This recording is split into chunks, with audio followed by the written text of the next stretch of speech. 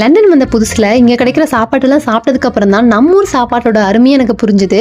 வழக்கமாக எனக்கு பெருசாக இட்லி தோசையெல்லாம் பிடிக்கவே பிடிக்காது. இதுக்கப்புறம் இட்லி தோசை சாப்பிட்லன்னா என்னால் லண்டனில் ஒரு நாள் கூட வாழவே முடியாதுடா அப்படிங்கிற அளவுக்கு எனக்கு மைண்ட் செட் மாறிடுச்சு. அப்புறம் என்ன, ரோசப்பட்டு மாவு அரைக்க ஆரம்பிச்சிட்டேன். அடுத்த நாள் பார்க்குற மாவாகவே இருக்குது, புளிக்கவே இல்லை. மாவு எனக்கு சாபம் கொடுத்துருச்சுங்க. இத்தனை நாள் நீ என்னையா பிடிக்காதுன்னு சொன்ன அனுபவி அப்படிங்கிற மாதிரி எனக்கு இருந்தது.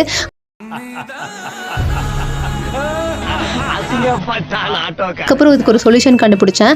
வேற ஒன்றும் இல்லைங்க, எல்லா வீட்லையும் இந்த மாதிரி அவன் கொடுத்துருப்பாங்க. ஸோ இது ஜஸ்ட் ஓப்பன் பண்ணி லைட்டை மட்டும் ஆன் பண்ணி நம்ம அரைச்ச மாவை உள்ளே வச்சோம்னா 8லேருந்து 12 மணி நேரத்துக்குள்ளே சூப்பராக பொங்கி வந்துடும். ஸ்னோ இருக்கிற நாள்லாம் பார்த்தீங்கன்னா ஒரு நாள் ஆகும். லண்டனில் இப்போ சம்மருங்கிறனால நான் நினச்சதை விடவே ஓவராக மாவு பொங்குன்னு பொங்கிடுச்சு.